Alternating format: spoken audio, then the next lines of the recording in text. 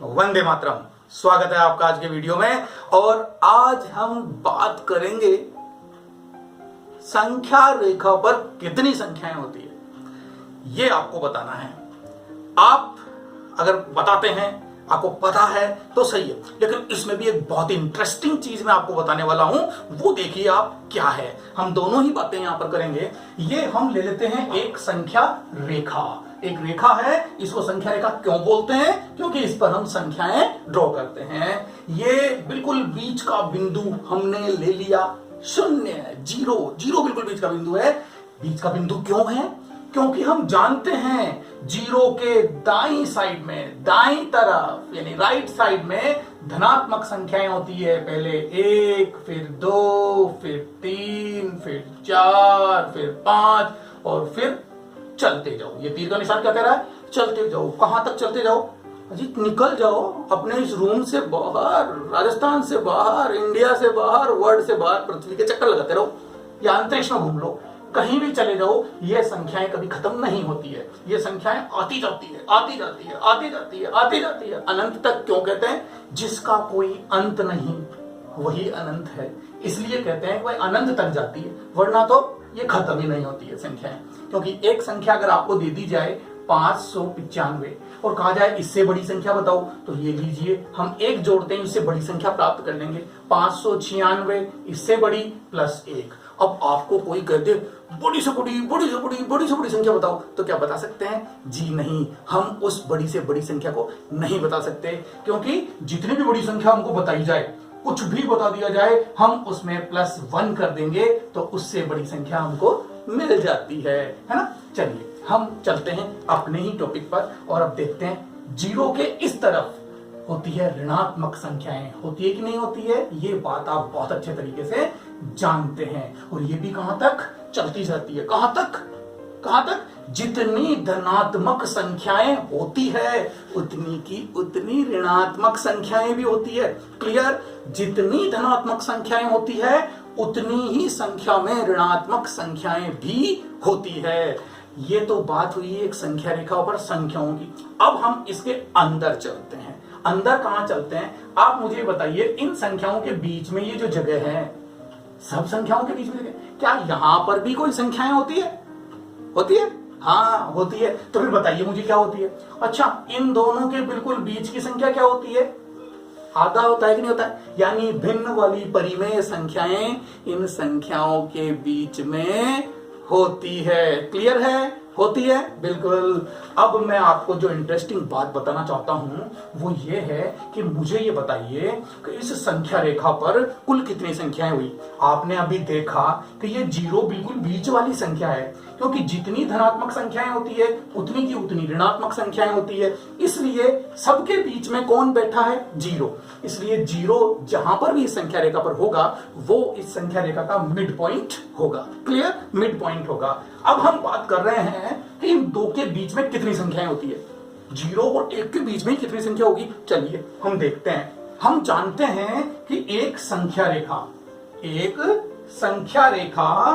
पर ये जो रेखा बनती है, कोई भी रेखा बनती है वो कैसे बनती है? Dot dot dot dot dot dot. ये जो डॉटेड लाइन होती है, ये डॉट से रेखा बनती है और इनके बीच में एक एक डॉट लगा दीजिए और लगा दीजिए, और पास पास में जब डॉट और इनके भी पास पास में जब dot dot dot dot dot dot dot dot dot dot dot dot dot लगती जाएगी तो ये क्या बन जाएगी? एक रेखा।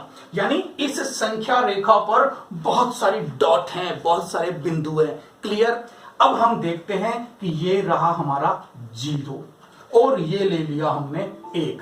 आपको अच्छी तरह से समझ में आए इसलिए मैंने इनको इतनी दूर दूर लिया है, क्योंकि हमें ये देखना है कि इन दोनों के बीच में कितनी संख्याएं हैं। एक इन दोनों के बिल्कुल बीच की संख्या देखूं मैं, तो ये जीरो और ये 1, तो 1 का आधा ही करेंगे तो ही तो बीच का आएगा ना। तो साहब 1 का आधा कैसे करते हैं? कि ये लीजिए साहब 1/2, ये हो गया 1 का आधा। तो इस जगह, इस पॉइंट पर जो संख्या है वो क्या है? 1/2।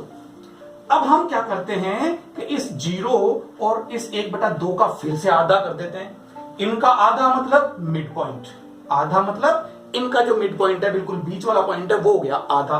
तो 1/2 का आधा कितना हुआ? जी 1/2, इसका आधे का मतलब है 1/2 से गुणा कर दो, तो कितना हुआ 1/4। किसी भी संख्या का आधा करना है, 2 का आधा, तो उसको 1/2 से गुणा कर दो, 2 से 2 कट गया, 1 आ गया, 2 का आधा 1 ही होता है ना, क्लियर। इसी प्रकार से 1/2 का आधा क्या हो गया 1/4। तो यहां कौन है 1/4, इस जगह हमें मिल गया 1/4। इन दोनों के बीच में और एक संख्या ले लेते हैं हम, कि इन दोनों के बीच में भी कोई संख्या है क्या। चलिए इन दोनों के बीच की संख्या कौन सी होगी, इसका आधा। तो 1/4 का आधा क्या होगा, 1/4 को 1/2 से गुणा कर दीजिए, 1/4 दूनी 8। हम क्या देख रहे हैं यहां पर, 4 को 2 से गुणा किया तो 1/8, 2 को 2 से गुणा किया तो 1/4। इस तरह से नीचे वाले हर को 2 से गुणा करने पर उसका आधा आ जाता है। 1/2 का आधा क्या हो गया 1/4, 1/4 का आधा 1/8। इस प्रकार से हम आधा करते जाते हैं। अब यहां हमने देखा कि 1/4 का आधा क्या हो गया 1/8, तो यहां कौन स्थित है 1/8। 1/8 और 0 का आधा करूं तो वो आधा क्या होगा, वो यहां होगा कि नहीं होगा, मैं इसे लिख देता हूं यहां। इसका आधा क्या होगा 1/8 का आधा 1/16 होगा ना। 8 को 2 से गुणा कर दो, 2 को 2 से गुणा किया तो 4, 4 को 2 से गुणा किया तो 8, तो 8 को 2 से गुणा किया तो 16। इसी प्रकार से अब आप इसका यहां से लेकर यहां इसका और आधा कर दीजिए। आधा मतलब बिल्कुल बीच वाला पॉइंट। मैं इस 0 को सही ढंग से लगा दूं ताकि आपको कोई कंफ्यूजन ना हो, ये हमारा 0 है, ठीक है। अब ये इसका आधा किया तो इसकी वैल्यू क्या होगी, इसकी वैल्यू हम यहां लिख देते हैं 1/32, क्योंकि 1/8 का आधा तो हो गया 1/16 और 1/16 का आधा हो गया 1/32। अब मैं इसका और आधा कर देता हूं, ये लीजिए, ये हो गया 1/64, क्योंकि 32 का दुगुना 64। अब मैं इसका और आधा कर देता हूं, दिख रही है ना, बीच में जगह दिख रही है आपको, इसका मैं और आधा कर देता हूं तो हो गया 1/, अब 64 को डबल कीजिए 128, 60 दूनी 120 और 4 दूनी 8, 128। अब मैं इसका और आधा करूं, क्या आपको ये बीच में जगह दिख रही है इसका मैं आधा करूं, नहीं दिख रही, लेकिन फिर भी इसके अंदर हमें नहीं दिख रही तो भी कर देते हैं। इसका आधा क्या होगा, इसका आधा होगा 1/128 का दुगना 256। फिर अब जगह तो मुझे नहीं दिख रही, लेकिन 1/256 और 0 के बीच में संख्या कितनी है वो देखना है। तो 0 और 1/256 का आधा, यानी 1/256 का आधा 0 और इसके बीच में ही तो होगा। लीजिए हम ले लेते हैं, वो क्या है 1/256 का दुगना हो गया 512। अब फिर भी जगह नहीं दिख रही, यानी इसी पॉइंट पे चल रहा हूं और फिर देख रहा हूं तो 1/512 का कितना हो गया 12 दूनी 24, यानी 1024। आप देख रहे हैं क्या ये एक ही बिंदु है, नहीं बहुत सारे बिंदु हैं, पास पास हैं, हम देख नहीं पा रहे हैं उस बिंदु को, लेकिन फिर इस बिंदु और 0, यानी बिंदु कौन सा 1/1024 और 0 के बीच का बिंदु, वो बिंदु भी कहां होगा इन दोनों के बीच में होगा। तो फिर वो कितना होगा 1/2048।